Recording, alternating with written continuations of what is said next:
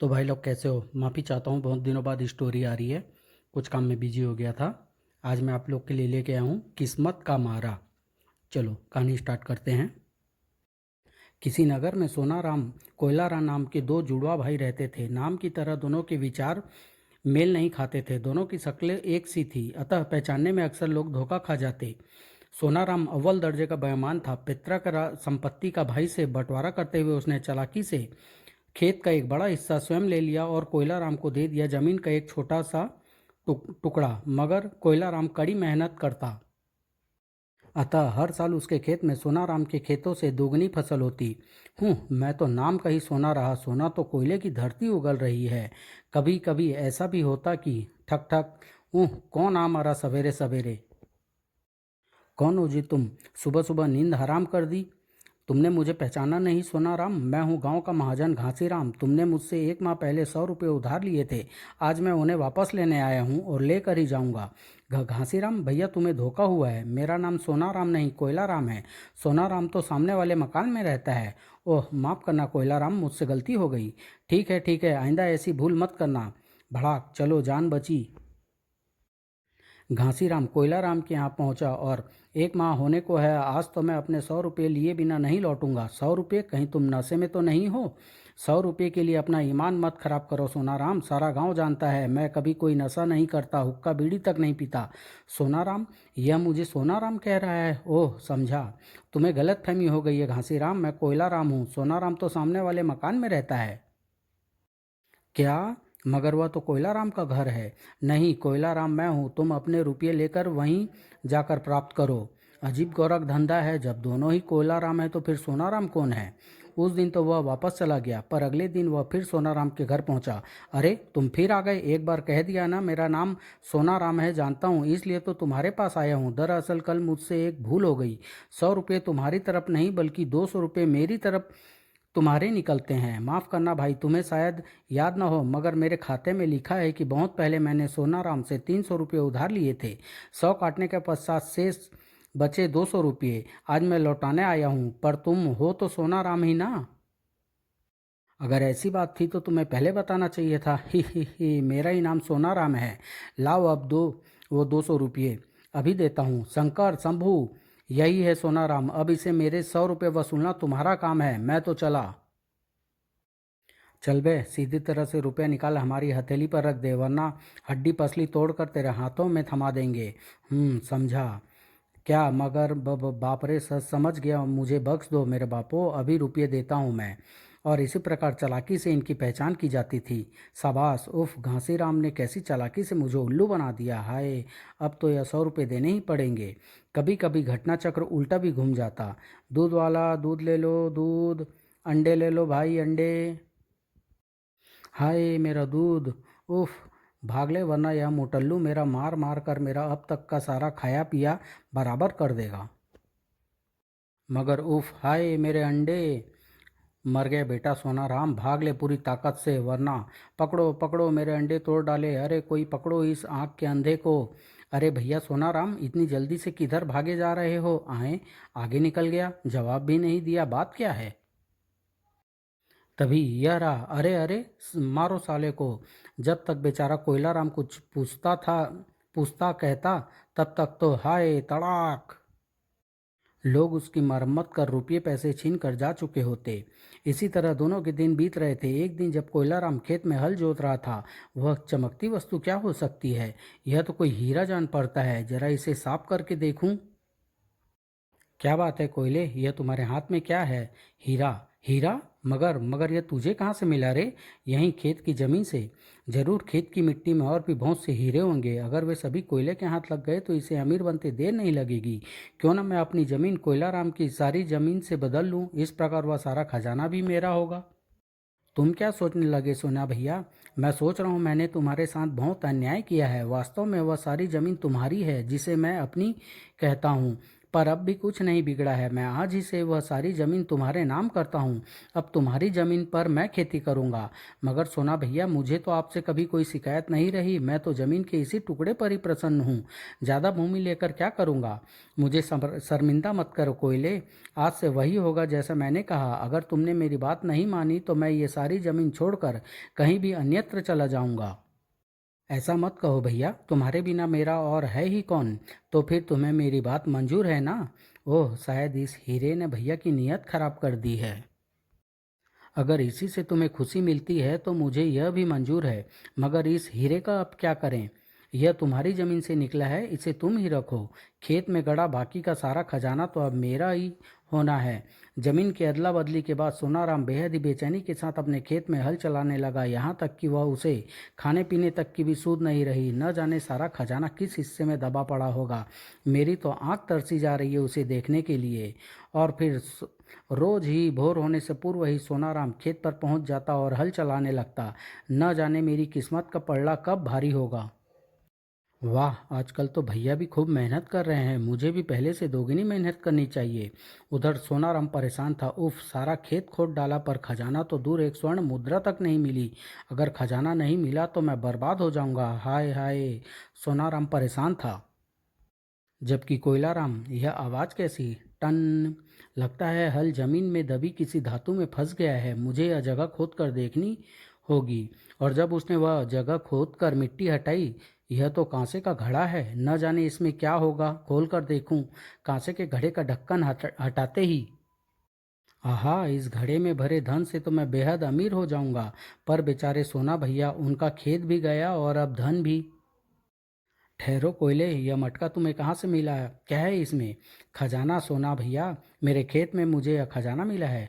उफ, मगर यह कैसे हो गया? हीरा तो तुम्हें अपने खेत से मिला है था और खजाने घड़ा दबा था अपने खेत में। हाय, मगर तुम्हारा खेत तो अब मेरा हो चुका है भैया, और मेरा खेत अब तुम्हारा है। फिर भी तुम चाहो तो इस सारे धन का 1/4 भाग मैं तुम्हें देने को तैयार हूँ।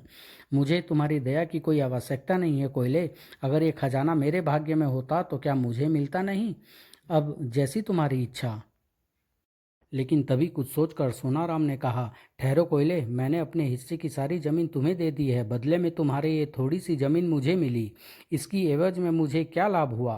तुम अपनी जमीन वापस लेकर मेरी जमीन लौटा दो, या इस धन में से। मुझे इनमें से तुम्हारी एक भी शर्त मंजूर नहीं है। पर मैं जो चाहता हूँ तुम्हें वही देना होगा। मुझे कोई ऐतराज नहीं है, तुम कहो। नाम सोनाराम होते हुए भी मेरे पास वैसा कुछ भी नहीं है। जबकि नाम के विपरीत तुम्हें प्रत्येक सुख सुविधा सुलभ है। हम दोनों की शक्ल एक जैसी है। मैं चाहता हूँ कि तुम अपना नाम मुझे देकर मेरा नाम अपना लो। यह सुनकर कोयलाराम को हंसी आ गई। वह हंसते हुए बोला, हा हा हा, यह तुम कैसी बातें कर रहे हो सोना? भला कहीं नाम बदलने से भी किसी का भाग्य बदल जाता है? तुम्हारा भाग्य तो प्रबल ही है। तुम्हारा नाम रखकर मेरा भाग्य ही बदल जाएगा, ऐसा मेरा विश्वास है। मेरे विचार में तो यह कोरी मूर्खता होगी, पर अगर तुम ऐसा ही चाहते हो तो ठीक है। मुझे तुम्हारा यह प्रस्ताव भी मंजूर है। फिर आज से तुम्हारा नाम सोनाराम और मैं कोयलाराम हुआ। मेरा सब कुछ तुम्हारा तथा तुम्हारा सब कुछ मेरा हुआ। मंजूर? खेत की जमीन छोड़कर मंजूर। लेकिन कोई गड़बड़ हुई तो उसके जिम्मेदार तुम खुद होगे। मंजूर? मंजूर। इस प्रकार अपने अपने नाम बदलकर वे सोनाराम से कोयलाराम तथा कोयलाराम से सोनाराम बन गए। इस युक्ति से अवश्य ही मेरा भाग्य बदल जाएगा। सोना भैया मुझसे मेरा भाग्य छीन लेना चाहते हैं, पर उन्हें शीघ्र ही मालूम पड़ जाएगा कि नाम बदलने से भाग्य नहीं बदलते। भाग्य बदलते हैं व्यक्ति की लगन एवं कठोर परिश्रम से। इसी प्रकार कुछ दिन और बीत गए। एक दिन, सोना भैया, कुछ अच्छे किस्म के बीज खरीदने शहर जा रहा हूँ। मेरे घर व खेत का ध्यान रखना। इतनी जल्दी भूल गए? सोनाराम तुम हो, मुझे कोयलाराम का कर पुकारा करो। ओह हाँ, अब याद रहेगा। चलता हूँ। जाओ सोना भैया, घर व खेत की फिक्र मत करो। इस बार कोयले के छोटे से खेत में हुई अच्छी फसल का लाभ उसे नहीं बल्कि मुझे मिलेगा।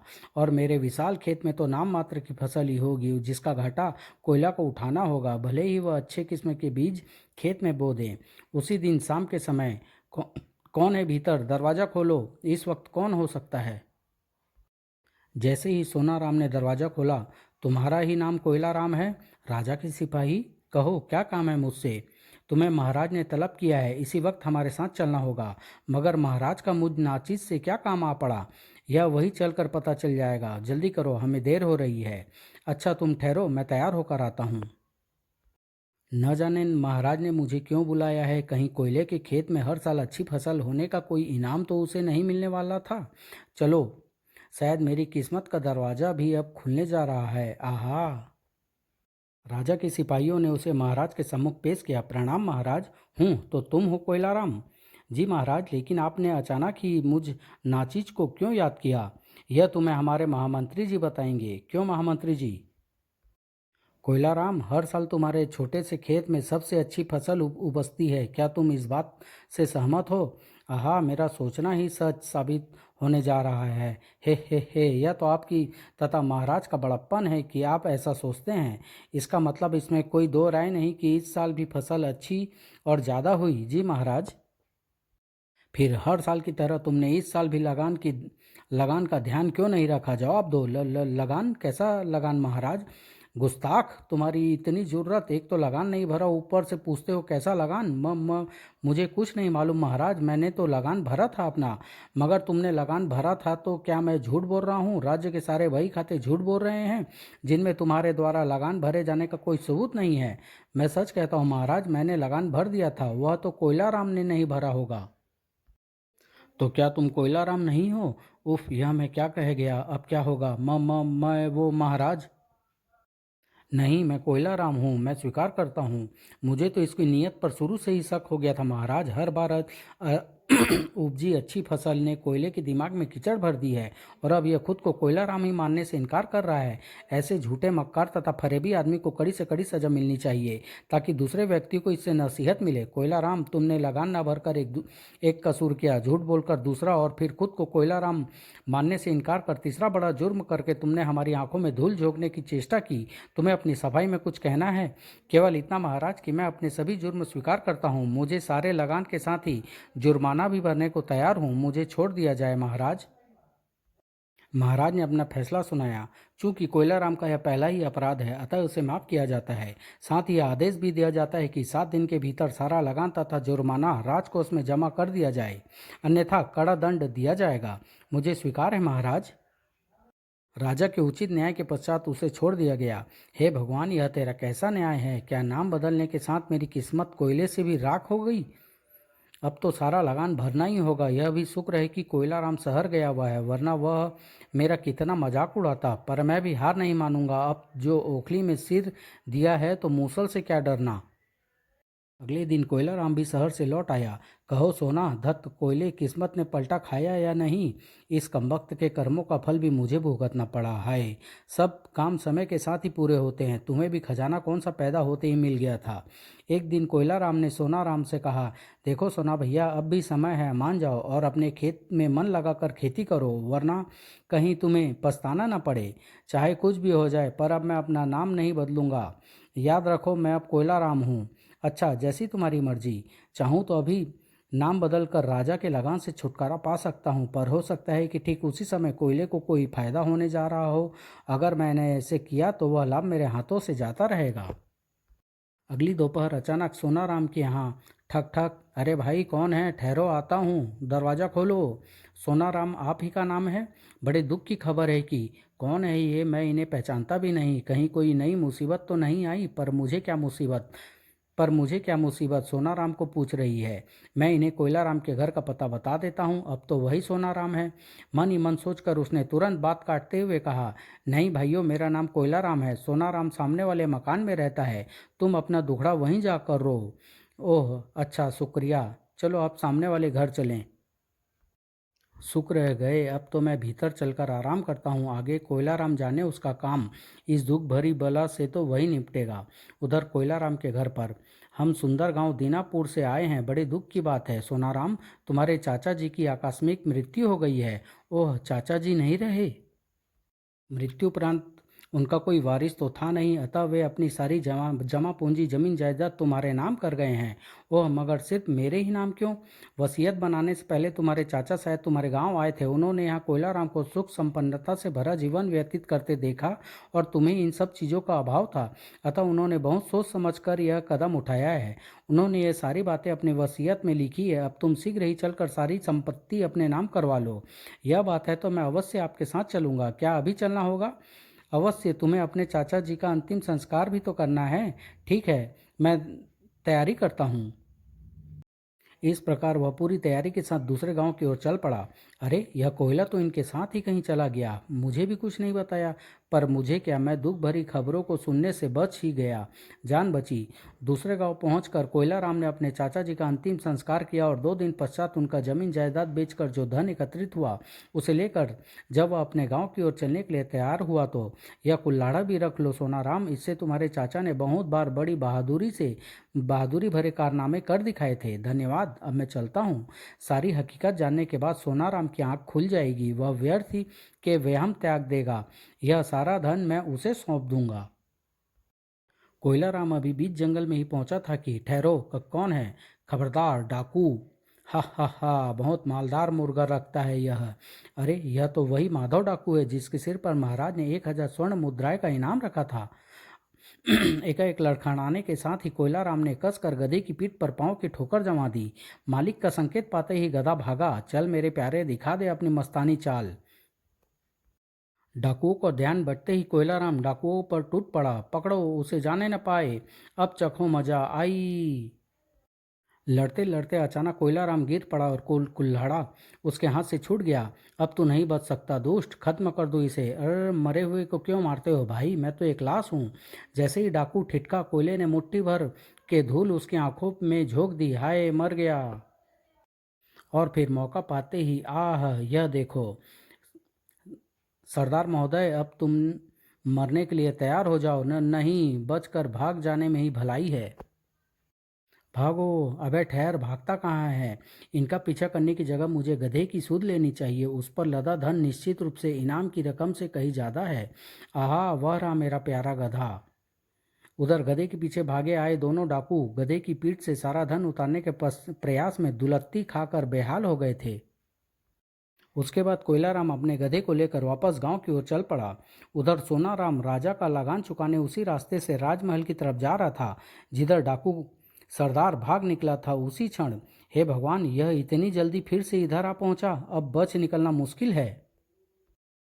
सोनाराम को कोयलाराम समझकर डाकू सरदार तुरंत उसके कदमों पर आ गिरा और भय से कांपते हुए गिड़गिड़ाया, मुझे बख्श दो, मैं तुम्हें माला माल कर दूंगा, मुझे जाने दो। तुम कौन हो भाई? मैंने तुम्हें पहचाना नहीं। क्या? अवश्य यह धूर्त व्यक्ति कोई चाल खेल रहा है, मुझे सतर्क रहना होगा। चलो भाई चलो, मैं तुम्हें नहीं पहचानता। क्या सचमुच?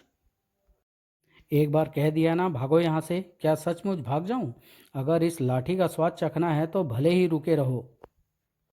नहीं नहीं चखना, मैं जा रहा हूँ, धन्यवाद। पता नहीं कहाँ कहाँ से चले आते हैं। शायद कोई ठग था जो मुझसे जान पहचान बढ़ाकर मुझे ठगना चाहता था। और एक खतरनाक इनामी डाकू सोनाराम की बेवकूफ़ी के कारण उसके हाथों से निकल गया। मगर इसका क्या किया जाए कि डाकू सरदार जिस दिशा की तरफ पुनः भाग निकला था उसी ओर से तो आ रहा था असली कोयलाराम, जिसे इसी डाकू सरदार की कोई ही तलाश थी। अरे, यह डाकू सरदार तो फिर चला आया।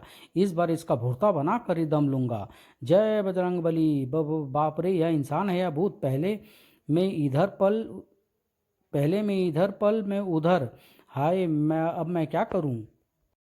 अभी वह भागने की सोच ही रहा था कि कोयलाराम कहर बनकर उस पर टूट पड़ा। कमबख्त, उस समय तो तू बच निकला था, मगर अब तेरी खोपड़ी तरबूज की तरफ फोड़ कर ही दम लूंगा। हाय हाय, मार डाला। और फिर उसकी मुस्के कसकर उसे एक गठरी के रूप में अपने गधे पर लाद कर वह राजा के महल की ओर चल पड़ा। वाह, इसी इनामी डाकू का पूरा इनाम भी अब मेरा होगा। राजमहल पहुंचकर उसने डाकू सरदार को सैनिकों के हवाले कर दिया और इनाम का रकम लेकर जैसे ही अपने घर की ओर बढ़ने लगा, अरे सोना भैया, तुम लौट आए। पर यह तो बताओ कि वह व्यक्ति कौन था जिसे तुमने सैनिकों के हवाले करके इतना बड़ा इनाम हासिल किया? ओह, वह मशहूर इनामी डाकू सरदार माधव सिंह था, जो किस्मत से मेरे हाथ लग गया और मैंने उसे अपनी चतुराई दिखाकर पकड़ लिया।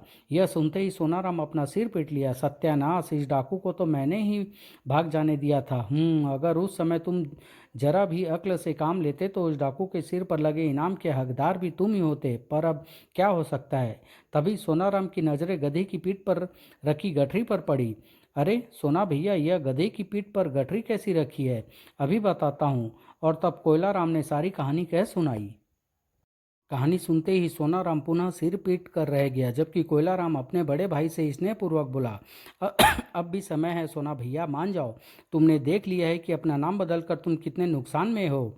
तुम ठीक कहते हो कोयले, आज से हम पहले की तरह रहेंगे। शायद मेरी किस्मत ही खराब है, तभी तो मेरे बड़े खेत में भी तुम्हारे खेत की अपेक्षा आधी फसल भी नहीं होती। तुम पूरी लगन एवं निष्ठा के साथ खेती जो नहीं करते होंगे, इस बार अच्छी बीज खेत में डालकर खूब मेहनत करो, फिर देखना धरती सोना उगलती है या नहीं। आज से तुम्हारा बड़ा खेत तुम्हारा हुआ। और फिर सोनाराम एक बार फिर से अपने बड़े खेत का मालिक बनकर रह गया। मगर अगले ही दिन, सुनो, क्या तुम इस जमीन के मालिक हो? जी हाँ, कहिए, क्या काम है मुझसे? महाराज अपने लिए एक आलीशान महल बनाना चाहते हैं। जिस जमीन पर महल बनेगा उसमें तुम्हारा इस खेत का की जमीन का टुकड़ा भी आ जाता है। उस जमीन के बदले में तुम्हें उससे 5 गुना अधिक जमीन तथा उतने ही जमीन के दाम भी दिए जाएंगे। बोलो, क्या मंजूर है? हमें तुम्हारा उत्तर जाकर महाराज को सुनाना है। यह बात है। अगर महाराज के लिए महल बन रहा है तो मैं अपनी वह जमीन देकर गर्व महसूस करूंगा। महाराज से कहो कि मुझे उनकी प्रत्येक शर्त मंजूर है। जी, बहुत अच्छा। और जब यह बात सोनाराम के कानों में पड़ी, उफ, राजा को महल बनाने की बात तब क्यों नहीं सूझी जब वह जमीन मेरी थी। हाय, 5 गुना जमीन मेरे हाथ से निकल गई। महामंत्री के सम्मुख राज्य की सभी कानूनी कार्यवाही के पश्चात 5 गुना अधिक जमीन के कागजात तथा उतनी ही धनराशि कोयलाराम को सौंप दी गई। और अब महल निर्माण का कार्य भी अतिशीघ्र किया जाए, जो आज्ञा। लेकिन इस बार सोनाराम ईर्ष्या की अग्नि में बुरी तरह सुलग उठा और कोयलाराम से बेहद जलन महसूस होने लगी। परिणाम स्वरूप, देखो कोयले, शायद मुझे बीजों की अच्छी पहचान नहीं है। अगर तुम मेरे लिए शहर जाकर बीज ला दो तो इसमें पूछने की क्या बात है सोना भैया। मैं आज ही चला जाता हूँ, 2 दिन बाद लौट आऊँगा। सोनाराम ने एक चाल चलना शुरू की, एक साजिश रची। और फिर, अब इस सारी जमीन जायदाद का अकेला वारिस मैं कहलाऊंगा और मेरे आदमी कोयलाराम को अब गांव नहीं लौटने देंगे। उधर कोयलाराम गांव की सीमा से निकला ही था कि पकड़ लो इसे और खत्म कर दो खतरा। कोयलाराम खतरे को भांपते ही उनका मुकाबला करने को तैयार हो गया। पर तभी तत्पश्चात उसे संभलने का मौका नहीं मिला और खत्म कर दो इस कमबख्त को। अरे, यह तो मर गया प्रतीत होता है। कोई आ रहा है इधर, भाग चलो जल्दी आओ, सोनाराम को इस बात की सूचना दे। सोनाराम को जब सूचना दी गई तो वाह, बात अपने तक ही सीमित रखना और कल आकर अपना इनाम ले जाना। फिक्र मत करो सोनाराम, निश्चित रहो। फिर अगले दिन महल में, यह हम क्या सुन रहे हैं महामंत्री जी? क्या कोयलाराम को 5 गुना जमीन तथा उतनी ही जमीन की धनराशि नहीं दी गई? यह झूठ बोलता है महाराज। हमने जमीन तथा धनराशि से पहले ही दे दी है। इस बात का आपके पास कोई सबूत है? इस दस्तावेज के नीचे कोयलाराम के अंगूठे का निशान है महाराज, और इसमें साफ साफ लिखा है कि जमीन तथा धनराशि कोयले को दी गई है। तुम्हें अपनी सफाई में कुछ कहना है कोयलाराम? महाराज, यह कागजात मैं भी देखना चाहता हूँ। अंगूठे का यह निशान जाली है महाराज, मेरे अंगूठे का निशान ऐसा नहीं है। क्या मतलब? सोनाराम ने अपने एक दूसरे कागज पर अपने अंगूठे का निशान बनाकर राजा को थमा दिया। यह निशान वास्तव में एक दूसरे से भिन्न है। यह माजरा क्या है महामंत्री जी? मेरी तो कुछ भी समझ में नहीं आ रहा महाराज कि यह सब कैसे हो गया। मेरे साथ छल किया गया है महाराज, मुझे न्याय दिलाइए।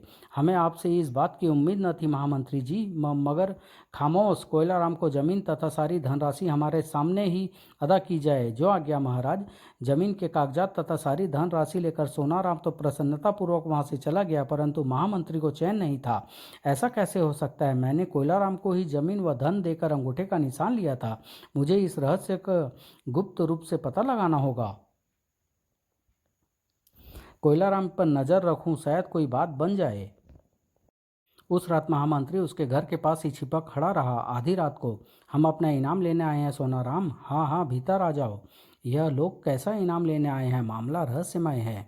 जैसे ही वे दोनों लठेत महामंत्री के सामने से गुजरने लगे, जल्दी बताओ, यह कैसा इनाम लेने कोयलाराम के पास गए थे, अन्यथा मैं अभी तुम दोनों के सिर कलम कर दूंगा।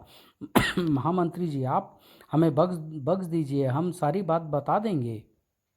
और जब महामंत्री ने सारा किस्सा सुना तो उनकी भ्रुकुटियां तन गई। ओह, यह चक्कर है। चलो मुझे वह जगह दिखाओ जहां तुमने कोयलाराम को। उधर कोयलाराम को जंगल से गुजरते कुछ राहगीर होश में लाए, तभी महामंत्री भी वहां पहुंच गए। कोयलाराम को जब सारी कहानी ज्ञात हुई तो उसके आंखों में आंसू बह निकले।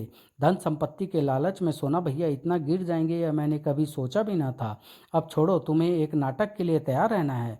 उसके बाद महामंत्री कोयलाराम के कानों में कुछ फुसफुसाने लगे। दूसरे दिन, आज मैं आपको एक आश्चर्यजनक जादू दिखाने जा रहा हूँ महाराज। इस कमरे से निकलने का कोई दूसरा रास्ता नहीं है। कोयलाराम स्वतंत्र रूप से इस कक्ष में आकर रस्सियाँ पकड़ता हुआ इस कक्ष से तुरंत ही बाहर निकलेगा। चलो उस कक्ष में जाओ कोयलाराम जी। बहुत अच्छा। और यह चमत्कार देखते ही राजा दंग रह गए। क्यों महाराज, आप हैरान हो गए ना? मगर दरअसल यह कोयलाराम नहीं, सोनाराम है, जिसने अपने जुड़ा भाई कोयलाराम को खत्म कर देने की साजिश रची और आपको भी धोखा दिया। सारी कहानी जानने के बाद राजा क्रोधित हो उठे। ऐसे खतरनाक सांप का फन तुरंत ही कुचल डालना उचित होगा। महामंत्री, इसे ले जाकर मृत्यु के हवाले कर दो।